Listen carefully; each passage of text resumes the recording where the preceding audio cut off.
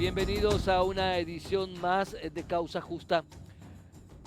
Siempre hablamos en este espacio con respecto a lo que el fuero de la niñez en nuestro país debe comenzar a hacer y que es realmente proteger a los menores que por A o B motivo están insertos en algún tipo o involucrados en algún tipo de expediente fiscal, en lo tutelar o en lo que hace al derecho de familia.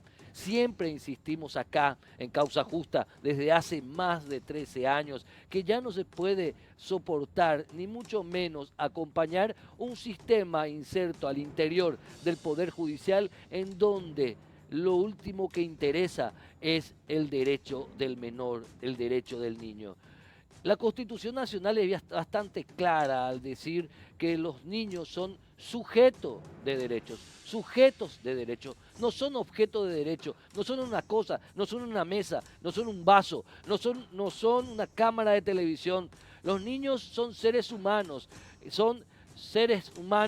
que deben ser respetados, que ellos se encuentran todas las normativas que los protegen, las normativas tutelares a nivel nacional, los tratados internacionales del cual Paraguay ha suscrito. Ya no se pueden ver más casos y casos y casos en donde fiscales, abogados, ministros, jueces, defensores públicos también, padres y madres, abordan los expedientes judiciales como si se tratara de una verdadera carnicería, en donde todos dicen defender los derechos del niño, de la niña, en donde todos aseguran que le interesa a ese menor de edad, cuando lo que único que le interesa a algunos es extender el caso para que se pueda cobrar más, a otros realmente sentenciar de acuerdo a los propios prejuicios, a otros les interesa hacer campaña incluso con relación a los niños, a nadie realmente. En muchos casos, más de lo que nosotros nos imaginamos, les interesa realmente el derecho del niño, el derecho de la niña, el derecho del menor de edad sobre quien supuestamente todos luchan para defenderlo. Mentira. Tenemos un fuero de la niñez y de la adolescencia, con algunas excepciones, que debe poner la mayoría de ellos sus barbas en remojo, como se dice, porque realmente es un sistema en donde el derecho del niño es el que menos importa. Y lo vamos a volver a repetir. Aquí en Causa Justa vamos a iniciar en estos días, vamos a iniciar una serie de abordajes con respecto a la situación de la infancia en Paraguay. Cómo es vista la estructura jurídica del Paraguay sobre la infancia a nivel internacional. Vamos a contar casos, vamos a hablar de lo que realmente se teja al interior de los tribunales en este país, en donde finalmente, y vuelvo al principio, el niño, la niña, para muchos, no es más que un objeto que usar para hacer daño a la contraparte. Jamás, según ellos, son sujetos de derecho. Lo último que importan son ellos. Y cuando digo esto, estoy seguro que no estoy mintiendo, ni mucho menos estoy exagerando. A la vuelta al corte, el primer tema del día de hoy.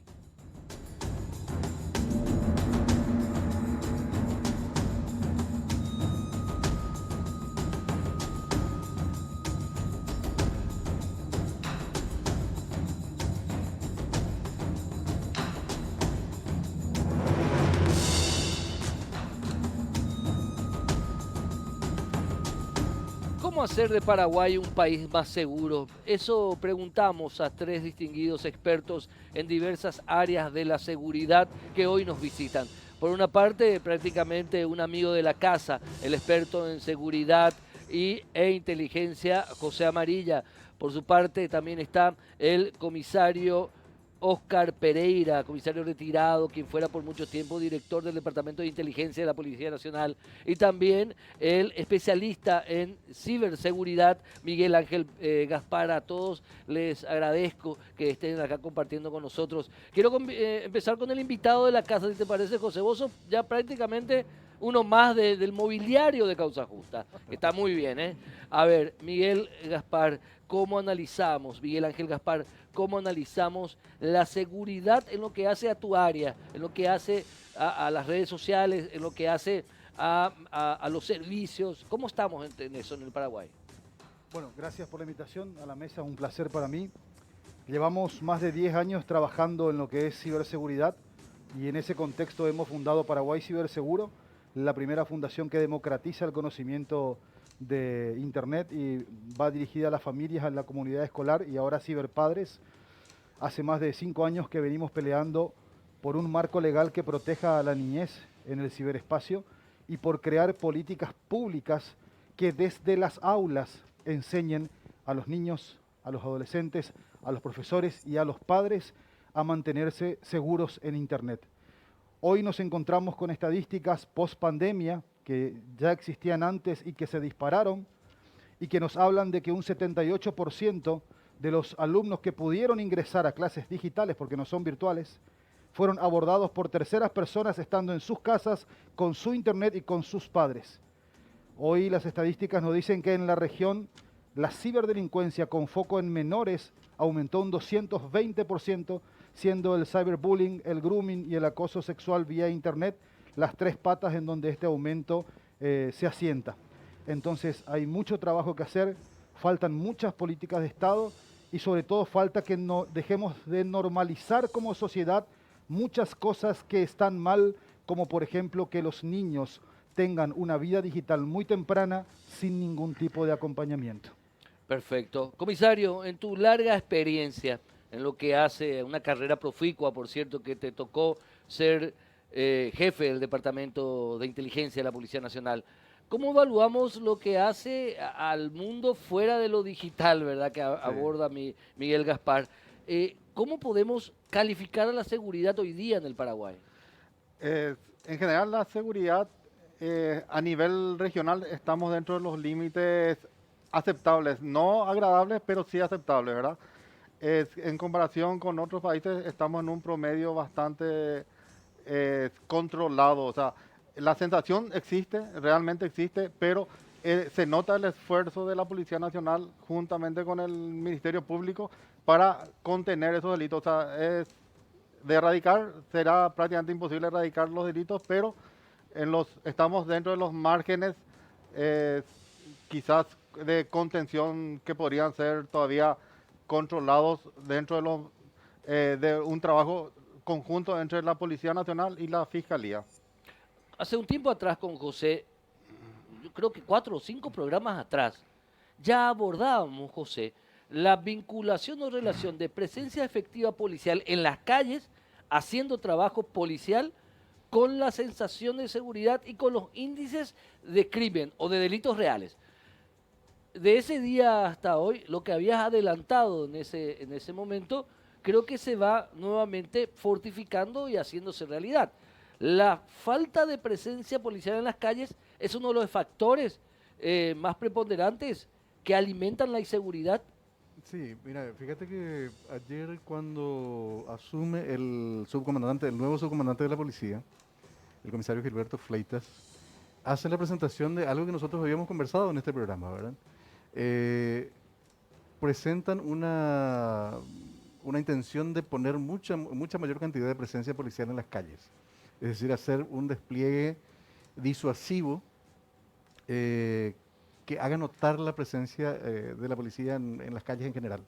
Hoy me tocó recorrer casi toda la ciudad por motivos laborales y me encontré con que efectivamente sí hay un mayor despliegue, una mayor presencia. Hay que ver cuánto dura eso, porque también tiene un costo y por lo que tengo entendido no se llegó, o por lo menos hasta ahora no hay una reforma real, un reaprovechamiento real de ese amplio margen de policías que están retirados de la tarea policial, que básicamente es la vigilancia, la presencia policial. El término policía o policial viene del griego policiare, es decir, vigilar la polis, ¿verdad?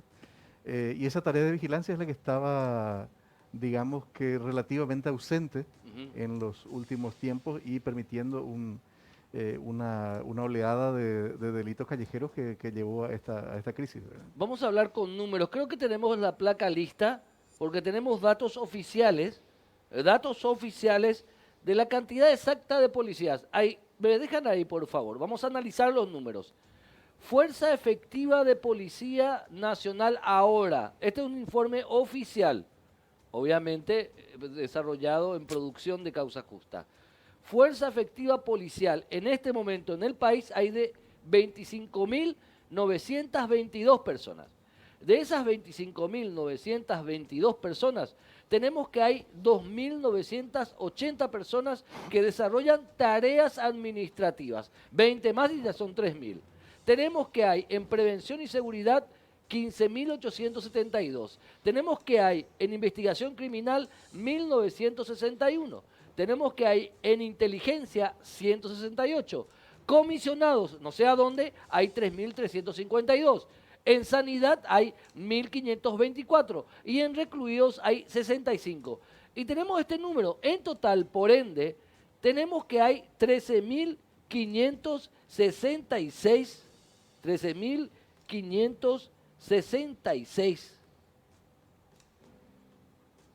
personales que hacen tarea efectiva de comisaría. Porque de esos 15.872 que yo les dije, tenemos que quitar a los linces, les tenemos que quitar a los que hacen trabajo táctico y los que son antidisturbios. Los tácticos y antidisturbios, según los datos, principalmente los antidisturbios hacen tarea de cuartel hasta que ocurre algo y salen. No hacen tarea de prevención de combate directo al crimen, propiamente dicho. Y los de que son tal vez los mejores armados, y los más entrenados, que son los tácticos, que son aproximadamente 500, hacen tarea de vigilancia de personas que están presas en la agrupación especializada o de protección de objetivos sensibles, personas o instituciones. O sea, los mejores capacitados y mejores armados, que son los tácticos, realmente no hacen tarea de comisaría. Y tenemos lo siguiente, de estos 13.566 que son de comisaría, vos tenés que decir que realmente no son 13.566 por día. No, porque son guardias de 24 horas. Sí. Entonces tenés que dividir a la mitad. Y la mitad de 13.566 son 6.000 y algo. Casi 7.000. Casi 7.000. Sí. Menos de 7.000. O sea, estamos diciendo que en el Paraguay por día hacen trabajo de policía, propiamente dicho, de comisaría de seguridad, de estar en las calles, no más de 7.000 personas. Estas cifras, datos oficiales, no estimaciones ni datos oficiales son los que estoy trayendo. Para los tres, comenzando con Miguel Ángel, con Miguel Ángel Gaspar. ¿Cómo se puede analizar estos datos, Miguel Ángel? A ver, como dije esta mañana en un medio colega, yo no estoy de acuerdo con que se trate esto como una percepción o una sensación. Es una realidad. A mí me toca muy de cerca porque soy de las personas que hace las denuncias con las cosas que cree que están mal.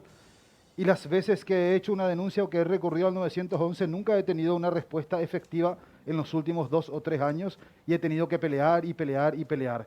Y voy a traer caso concreto para que nos entendamos. El otro día volvía a mi casa por Costanera Norte. No hay una luz. Y desde que inicia Nuevo Puente hasta General Santo había una patrullera. Mercado de Abasto, centro de Asunción tomado totalmente por Chespiritero, Limpia Vidrio y un montón de cosas. Entonces, algo pasa, pero no con el policía, sino con la administración policial.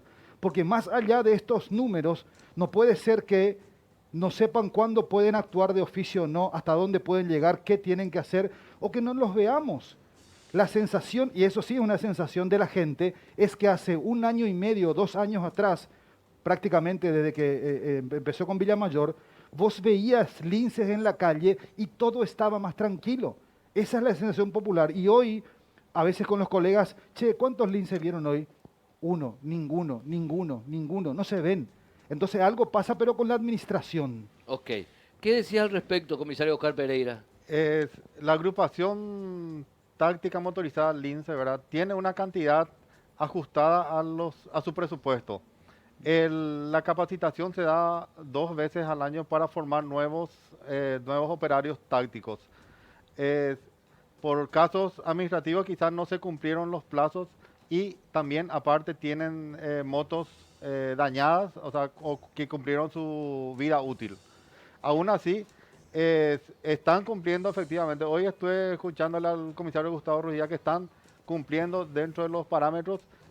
Recibieron recursos, apoyo presupuestario, recibieron para recuperar varias motos que estaban en el taller. Una falencia del Lince en su momento fue en el sentido de que enviaron hacia el interior cuando tendrían que haber fortalecido bien Asunción y Central, y una vez que tuvieron asegurada la zona central y metropolitana, ahí recién empezar a enviar linces expandirse. a otras ciudades. Perfecto. Sí. José, Te recito de memoria las cifras del Lince. Tienen 560 efectivos para un nivel nacional. Lince empezó, de hecho, es un organismo táctico de apoyo. No puede ser el eje central de ninguna estrategia. ¿Por qué se los ve menos? Sencillamente, en la primera tanda se hizo solamente para vigilar Asunción y eran 190 o 200 efectivos, con 100 motos. Luego, la siguiente escala fue Asunción y Central. Asunción tiene 128 kilómetros cuadrados, Central tiene 2.500 kilómetros cuadrados. Y pasaron a cubrir 2.700 kilómetros cuadrados con 300 efectivos. Hoy cubren 12 ciudades con 560. 240 están en Asunción, 90 están en el Departamento Central. O sea, la desproporción... es inmensa. Pero yo no me estoy refiriendo al INSE propiamente dicho. Quiero referirme a lo que decía, porque está bien que ustedes se centren en el INSE como... No, simplemente para entender la... Claro, claro. Pero yo quiero ir un poco más allá. Estas cifras oficiales que acabamos de dar, ¿revelan algo que está mal o es normal tener este tipo de distribución? Para vos, Miguel Ángel, desde fuera, no desde el punto de vista especialista en seguridad propiamente dicho de ellos, sino desde tu visión de ciudadano, ¿cómo opinas? ¿Cómo te llega esto? Y sigo pensando que es un problema administrativo. Hoy escuchaba que hay recursos de 300 millones de dólares anuales para sostener una situación como la de los Lince. Sigue siendo un problema administrativo. El hecho de que los policías de un día para otro dejaron de estar presentes y visibles es un problema administrativo. Entonces, ahí hay que entrar a tallar de qué es lo que están haciendo, por qué lo están haciendo de esa forma, y también entrar a pensar que yo creo, a riesgo de equivocarme, pero que desde que volvimos a la vida democrática, no hubo un solo ministro del Interior que haya organizado una barrida de personales corruptos, como tal, con nombre y apellido, porque eso es algo que está enraizado y que hay que cambiar. Entonces hay mucha gente que se repite en los mismos cargos. Me tocó vivir en Ciudad del Este, 8 veces fui demorado en 2 años por faltas a la autoridad, por ir a reclamar lo que creía que era justo de su trabajo. Entonces creo que algo de eso entiendo y hace falta una reorganización y profesionalización. Hablábamos, algunos datos de la Organización de las Naciones Unidas refiere que la sensación de seguridad con respecto a la cantidad de personal policial no es tanta en lo que hace a la confianza. O sea, la confianza con respecto a la cantidad tiene un índice, pero la confianza en cuanto a la transparencia de la fuerza policial es un índice más alto. O sea, la gente debe comenzar a confiar en la policía. No importa si hay 10 o 20.000. Ese es otro factor que tomamos en cuenta, José.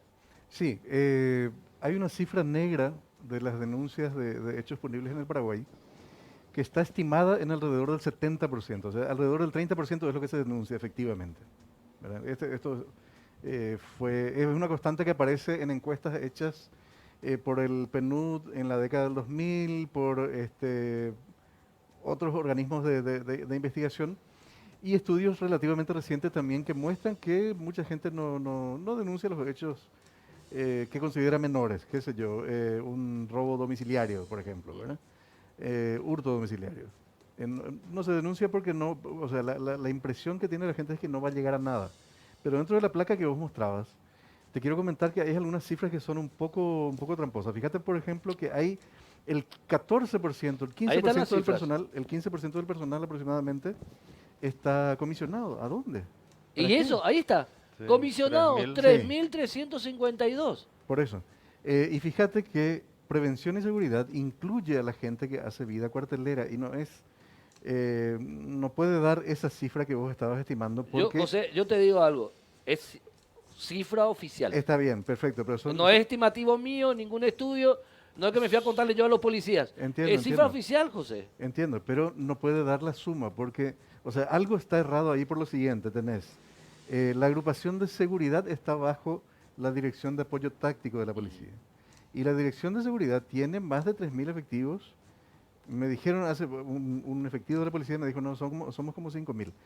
Y efectivamente no hacen, o sea, es gente que está dedicada a tareas de protección de edificios públicos y de personalidades públicas, ¿verdad? Entonces, y hacen tareas que pueden ser prestadas perfectamente por una empresa de seguridad privada. También. Ahora, comisario, ¿qué referís con respecto a esa sensación que se plantea en lo que hace a la corrupción policial? Es, existe, es innegable que existe, y no es una sensación. Muchas veces los jóvenes ya estudiantes o jóvenes oficiales ven, ven a los grados superiores, ¿verdad? Y piensan que eso es lo que esperan de la carrera, ¿verdad? Entonces ya jóvenes ya se están desviando del camino correcto. La Policía Nacional tiene su reglamento, su reglamento disciplinario. A lo mejor la sensación de que no se sanciona existe, pero al final se sanciona solamente que tiene los procesos legales y administrativos muy largos. Perfecto. Y eso hace que ante un hecho de corrupción el personal tenga que seguir prestando servicio hasta que reciba su sanción 6 o 8 meses después. Entonces ya pierde el efecto de lo que debería ser una sanción ejemplar. Finalmente, a los tres la misma pregunta. Entonces, ante esta situación, estos puntos que expusieron ustedes de acuerdo a sus diversas experiencias, o profesionales o personales, ¿cuál es la clave? ¿Qué se debería hacer? ¿Cuál sería el primer paso para realmente tener una seguridad que uno pueda ver y pueda decir, me siento seguro y estoy seguro? ¿Cuáles son las claves? Por favor, con Miguel Ángel Gaspar.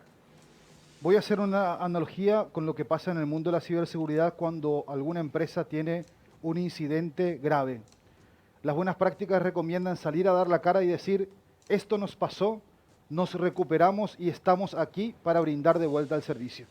Yo pienso que hay que volver a pensar en una reconstrucción positiva de la fuerza policial, pagarle al policía como merece porque es un trabajo muy complicado, profesionalizar las fuerzas y para esto basta con que en los números que usted presentó se dé cuenta que no hay un solo índice que tenga por separado la cantidad que corresponde a los policías que están haciendo vigilancia cibernética, que están haciendo el trabajo de policía cibernética, porque ni siquiera está contemplado todavía como si fuera algo más que conforma el cuerpo policial, está metido dentro de, no es algo que hoy debería estar afuera, funcionando independientemente y con mucho más recursos, porque es una realidad que nos está absorbiendo la violencia digital, los delitos digitales. Muchísimas gracias, Miguel Ángel Gaspar, y esta tu visión. Comisario, Oscar Pereira, ¿cuál es tu análisis final? Para repetir lo que dijo José Amarilla, el mensaje del subcomandante al asumir el hecho de usar información de inteligencia para distribuir mejor los recursos humanos y sus actividades. El uso de inteligencia es prácticamente indispensable. Ahora están ellos haciendo uso de toda la información recabada de incidencia del delito, horarios, lugares frecuentes, entonces en base a eso van a hacer una lucha frontal. Aparte, creo que en verdad a la policía le falta mejorar la comunicación social en demostrar lo que hace. O sea, muchas veces hacen bien las cosas los policías, pero no llega a la ciudadanía. Más se ve el error que pudo haber cometido antes de los hechos y los resultados que dan inmediatamente ante un hecho punible. Generalmente dan resultado inmediato, pero muchas veces el resultado ya no se publica. Muchísimas gracias, comisario Oscar Pereira. Finalmente, José Amarilla, ¿cuál es tu análisis? Mira, estamos a 3 semanas de unas elecciones municipales. Hay 254 municipios en el país. Hay por lo menos 1.500 candidatos aspirantes a ser intendentes municipales. La estrategia que funciona más en el mundo, que se ha visto como más efectiva, es la estrategia de la seguridad que está focalizada en las comunidades. Porque vos sabés lo que ocurre en tu barrio, yo sé lo que ocurre en mi barrio y por lo tanto mi barrio necesita y el tuyo necesita una experiencia de seguridad o una estrategia de seguridad focalizada a la medida de nuestras necesidades. El discurso de la seguridad tiene que estar incorporado en la política también, así como el tema de la ciberseguridad debería estar ya dentro del mapa. Hoy el discurso político tiene que incorporar la respuesta a esa demanda de la ciudadanía que es en materia de seguridad. Muchísimas gracias, José Amarilla, especialista en seguridad e inteligencia, el comisario Oscar Pereira, ex titular del Departamento de Investigaciones de Inteligencia. Inteligencia de la Policía Nacional, y el especialista en ciberseguridad, Miguel Ángel Gaspar. Los tres, muchísimas gracias por este abordaje tan interesante, ¿sí? A las Muchas órdenes. gracias a los Muchas tres. gracias. A la vuelta del corte, el doctor Eduardo Peta, ¿de qué nos va a venir a hablar? Les vamos a contar en el siguiente bloque.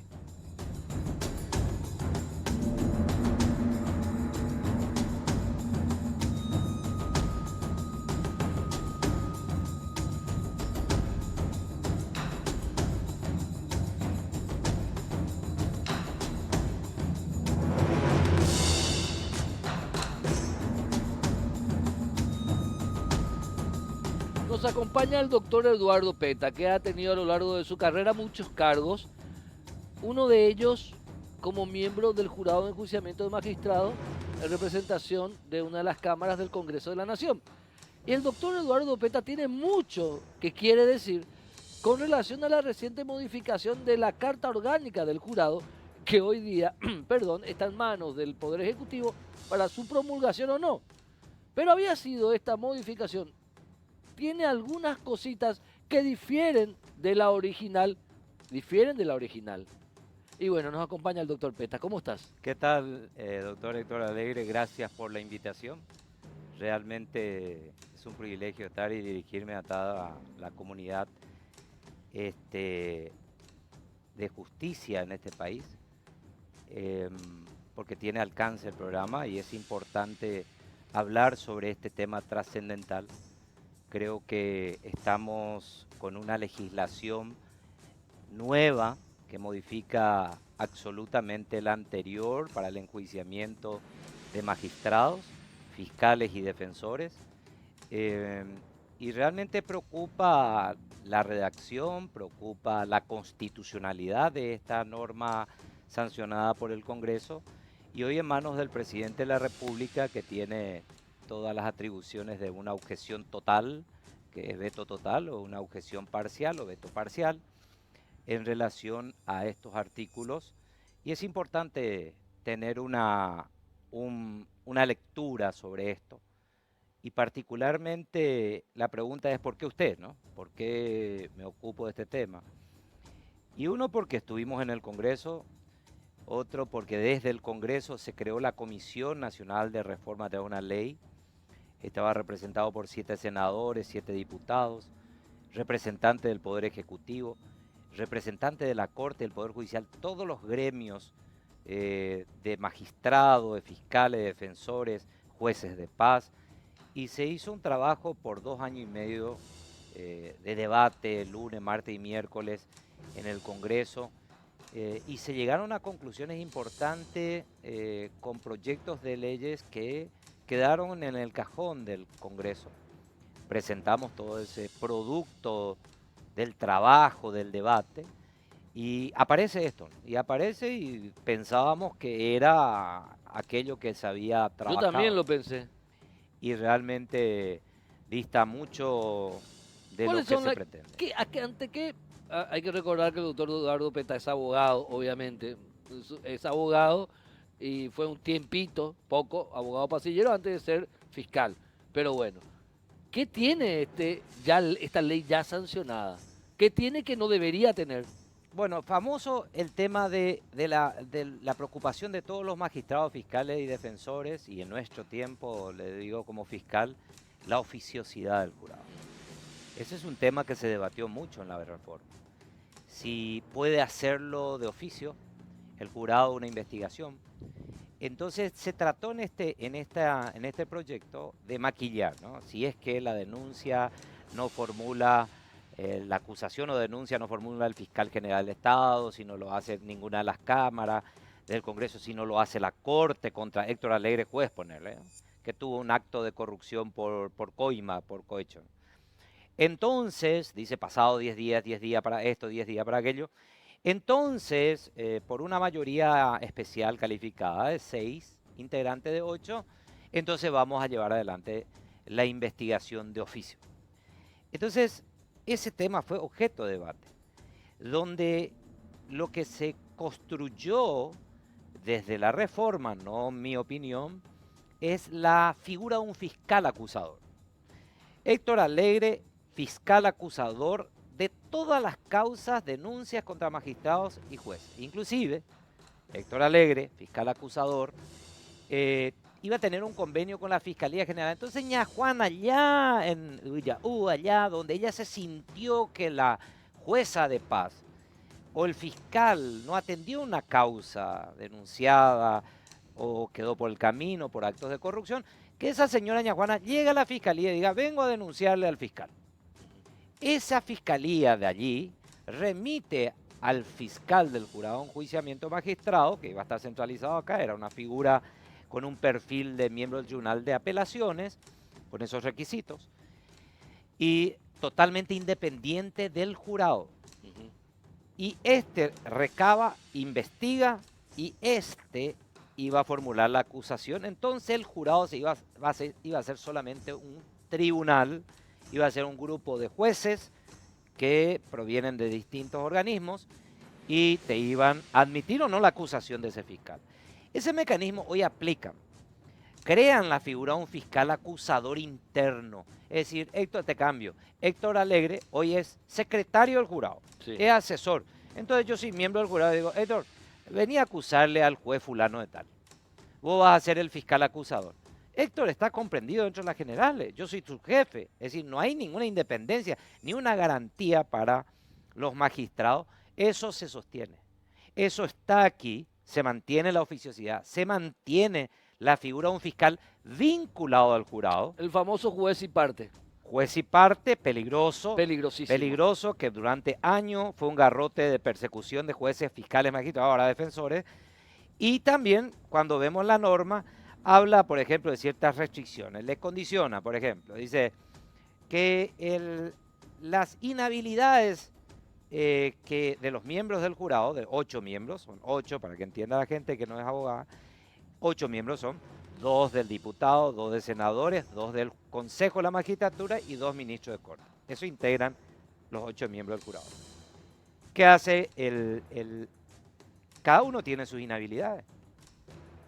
Entonces esta norma dice, tendrán las inhabilidades que tienen los ministros de corte, los magistrados. Es decir, yo no puedo por una ley crear las inhabilidades nuevas para los miembros del Congreso. Desde ese punto de vista ya hay una colisión y una inconstitucionalidad, porque yo a través de una ley no puedo crear inhabilidades nuevas para otros ministros. Otro tema de la organización y el funcionamiento dice que todos los miembros tendrán el salario equiparado a los ministros de Corte Suprema de Justicia. Ahí puedes pecar violando el principio de igualdad.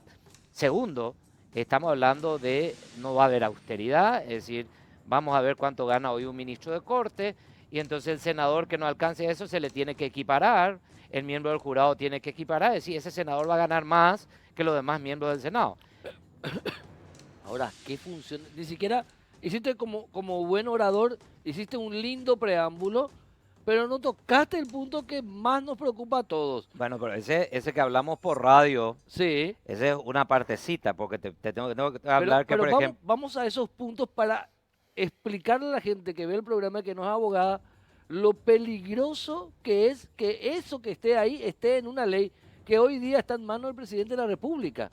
Contanos, bueno, por favor. senadores que son miembros del jurado me escribieron en redes sociales diciendo eso estaba en la norma del 2009. Sí, Y bueno, y le dije, eso es lo que queríamos cambiar con la Comisión de Reforma. sí. Es decir, vos no podés, si en la norma anterior está eso, esas atribuciones, vos no podés transcribir, copy-paste y poner otra vez en esta norma. ¿Cuál es? Yo, miembro de la Corte, presidente, le doy a Héctor Alegre, miembro del jurado, un carnet, y ese carnet también va a firmar Cachito Salomón, presidente del Congreso, y usted va a entrar en cualquier recinto público o privado. Eso viola el artículo 36 de la Constitución. Le da capacidad de allanamiento a los miembros del jurado, Prácticamente sin sí, orden judicial. sin orden judicial, y es más, si usted no cumple con la colaboración como empresa privada, donde yo voy a buscar documentos suyos, eso implica que usted puede ser denunciado penalmente por obstruir la persecución penal. Muy grave. Fíjate, te quiero traer como analogía Sí. el 195 de la Constitución. La Comisión de Investigación Bicameral, en la época de Nikiforov, había una comisión de investigación bicameral que se crea por ley y entonces te dan pautas específicas para la investigación, ¿no? En este caso, el 195 permite que el Congreso haga investigaciones que no sean de orden jurisdiccional, es decir, que no sean iguales que los jueces.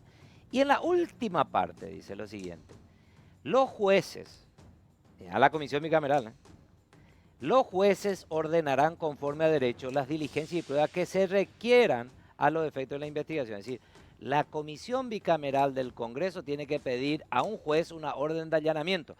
Si para esta comisión está establecido esas restricciones, respetar la figura de un magistrado, de un juez, ¿cómo yo voy a habilitar con una norma nueva, transcribir la anterior? Eso es lo que queríamos modificar en la comisión, se debatió, se anuló eso, se testó ese artículo, vuelve a aparecer aquí donde tienen esas atribuciones de ingresar, de incautar documentaciones.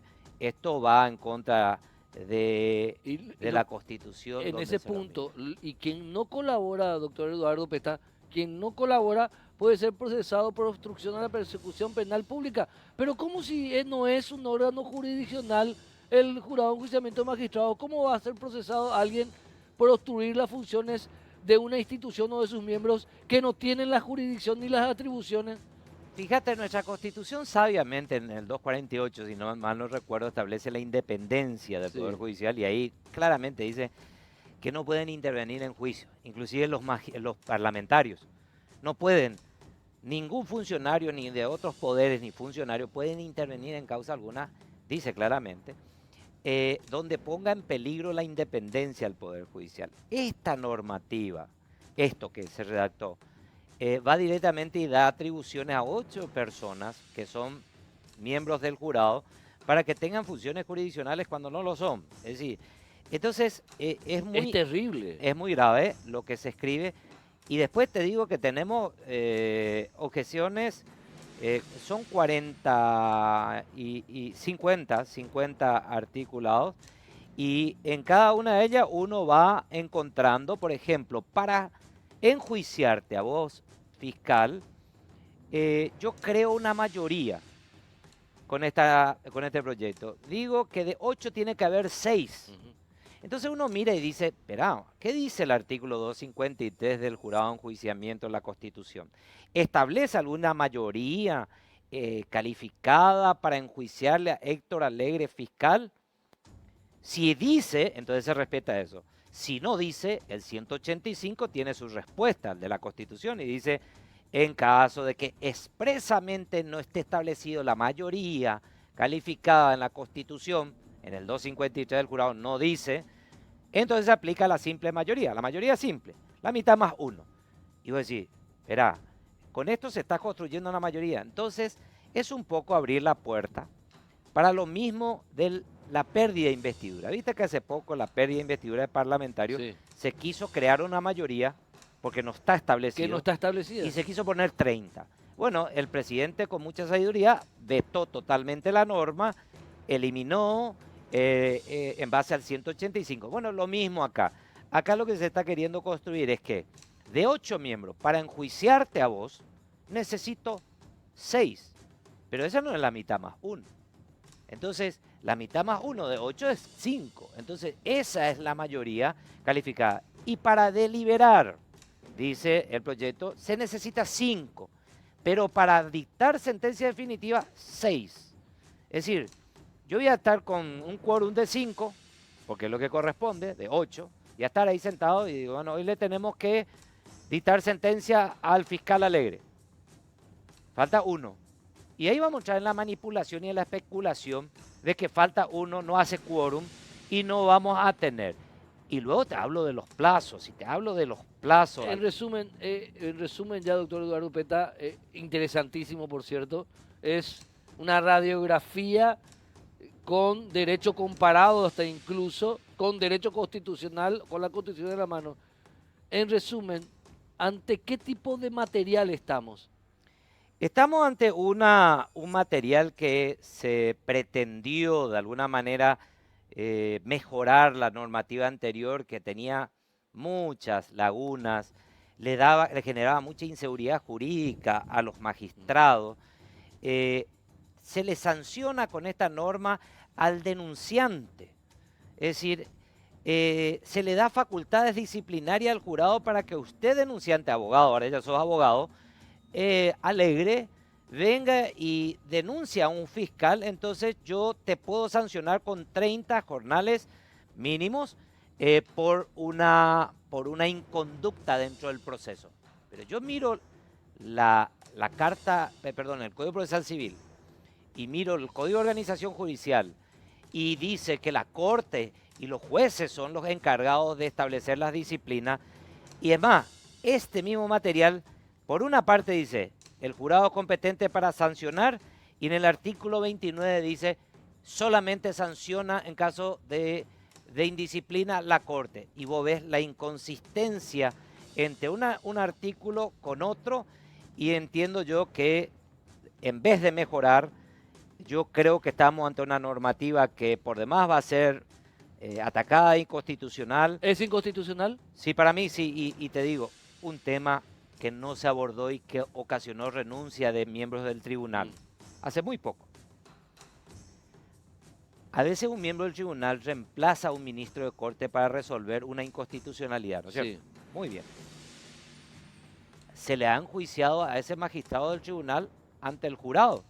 Pero si él era ministro en ese momento, ¿Era ministro? entonces tendría que haberse por vía juicio político, Sí. no jurado de juiciamiento. Cuando se le atropelló con esta normativa al jurado, ese miembro del tribunal dijo, esto es un juego, después de 30 años de ejercicio, buen profesional, Yo me voy. renuncia cuando no están las reglas de juego. Entonces yo digo Ya lo para siguiente. terminar, para Sí. cerrar, no tengo más Los tiempo. jueces, los parlamentarios, yo creo que deben examinar, llamar a un debate, Sí, ver un poco lo que se trabajó con 2 años y medio de reforma, perfecto. escarbar de Ya está allí para y ver cerrar. una norma nueva. Muchísimas gracias, doctor Eduardo A usted. Peta. Realmente muy clara la apreciación del doctor Eduardo Peta sobre este proyecto de ley que hoy día está en manos del presidente de la República. A la vuelta del corte seguimos hablando con candidatos a la Defensoría del Pueblo.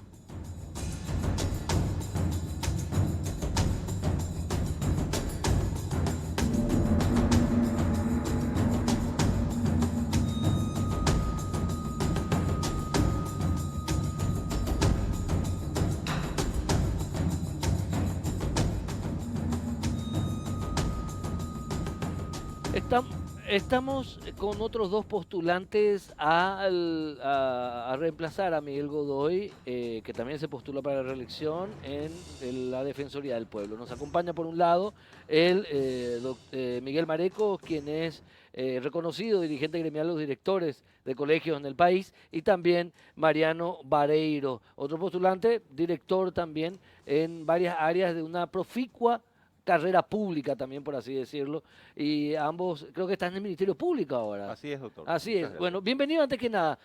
Comienzo con el de mayor experiencia para no decir mayor edad, ¿te parece? Bueno, mucho gusto. comienzo contigo, Miguel. Miguel, Gracias. contanos, ¿por qué quieres ser defensor del pueblo? Bueno, gracias por la invitación en primer lugar y para continuar con lo que ya estoy haciendo. No solamente a través del gremio, sino con algunos entes con quienes hemos firmado convenio, como por ejemplo con la reducción de las drogas, firmamos convenio con el exministro Rojas de la Senat, combatimos el microtráfico, le hemos blindado el salario a miles de docentes y funcionarios públicos, padres de familia que no cobraban absolutamente nada, combatimos con las fiscalas de delitos económicos, Teresa Sosa, Lorena Ledesma, el combate a la usura.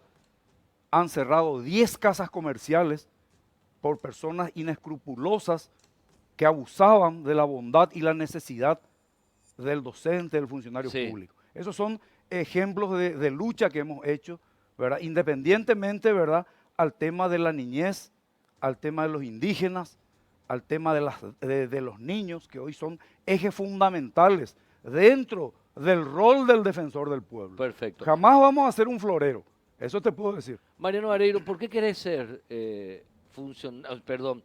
titular de esta institución tan importante. Gracias, Héctor, por la invitación.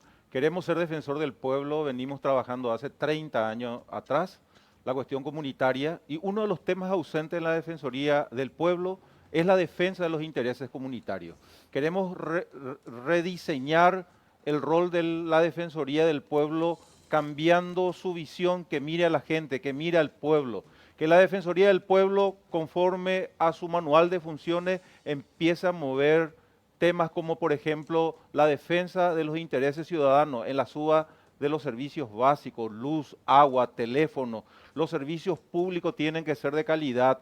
Nosotros creemos de que podemos plantear una reingeniería y estamos convencidos de que somos capaces de ejecutar ese presupuesto de 14.000 millones de guaraníes y trabajar con los 260 funcionarios a través de una gestión descentralizada en los gobiernos locales y departamentales. Y queremos implementar un gobierno electrónico, Héctor, de tal manera que el ciudadano paraguayo de cualquier parte del país y del mundo pueda recurrir y pueda plantear un expediente y hacer seguimiento a través de sus teléfonos.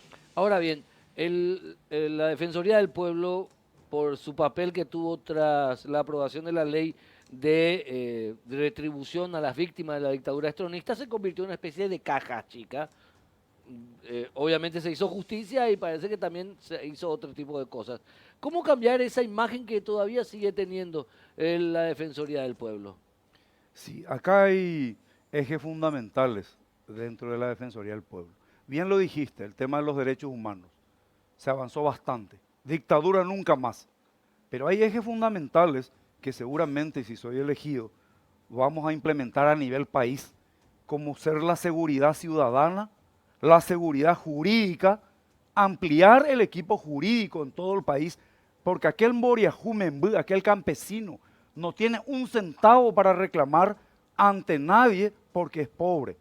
Acá nosotros necesitamos seguridad social, necesitamos solucionar, articular el problema de los niños en situación de calle, la drogadicción, el alcoholismo, la delincuencia juvenil, los indígenas. Eso se debe articular porque el defensor del pueblo es un comisionado parlamentario con muchas atribuciones para articular eso. También el uso correcto del dinero, Héctor. Todos saben lo que está pasando con Fonacide, por ejemplo. Falta un control estricto. El Contralor de la Nación está haciendo todo lo posible. La justicia hace todo lo posible, pero eso se tiene que solucionar. Y por último, el campesino paraguayo, la niñez y la adolescencia. Son ejes fundamentales, Héctor, dentro del rol del defensor del pueblo. Mariano. Nosotros vamos a crear un consejo asesor de la sociedad civil dentro de la estructura de la Defensoría, para que la gente participe, para que la gente controle y para que la gente plantee cuáles son las acciones más urgentes. Hay que empezar a escucharle a la gente. La Defensoría no puede seguir no escuchándole a la gente y los cambios los vamos a hacer con los propios funcionarios. Tenemos que trabajar con los funcionarios, hay funcionarios muy buenos en la Defensoría. La cantidad es mínima para el rol institucional que le corresponde a la Defensoría. Para eso vamos a firmar convenio con los 262 municipios para que en cada municipio tengamos una representación de la Defensoría sin que eso le cueste un guaraní más al pueblo paraguayo. Por último, y muchísimas gracias a ambos, gracias también por la espera, ¿verdad? Porque esperaba un poquito, pero bueno. Finalmente, si son electos como defensor del pueblo, ¿cuál va a ser la principal característica de su trabajo al frente de esta institución? Bueno, la gente me conoce. Yo soy una persona que no duermo, de la preocupación. Hay que, y para mí no existe el no se puede. El no se puede, por ejemplo, de que los niños sigan en la calle. Sí se puede quitarles de la calle. Reducir el consumo de drogas, sí se puede. Yo soy una persona combativa con mucha experiencia y tengo la gracia de Dios de siempre servir al pueblo. Y ojalá se nos dé la oportunidad, porque esto queda en manos del Parlamento. Gracias, Miguel Mareco. Mariano Vareiro, finalmente, por favor. Gobierno electrónico, participación ciudadana, transparencia y descentralización va a ser la característica de nuestra gestión. Tenemos que cambiarle el rostro a la Defensoría. No puede ser que siga la Defensoría con esta imagen que hoy día tiene. Tenemos que cambiarle y lo vamos a hacer con los propios funcionarios y lo vamos a hacer con todas las organizaciones de la sociedad civil. Miguel Marecos, Mariano Vareiro, muchísimas gracias. Otros dos postulantes a la Defensoría del Pueblo, al cargo de titular de la Defensoría del Pueblo, que nos visitan acá en Causa Justa. Esto ya está por iniciar la jornada, ya están por iniciar las jornadas de audiencias públicas con más de 70 postulantes a ese cargo, digo bien. Bueno, nos encontramos en la próxima edición de Causa Justa. Que les vaya bien realmente. Chao.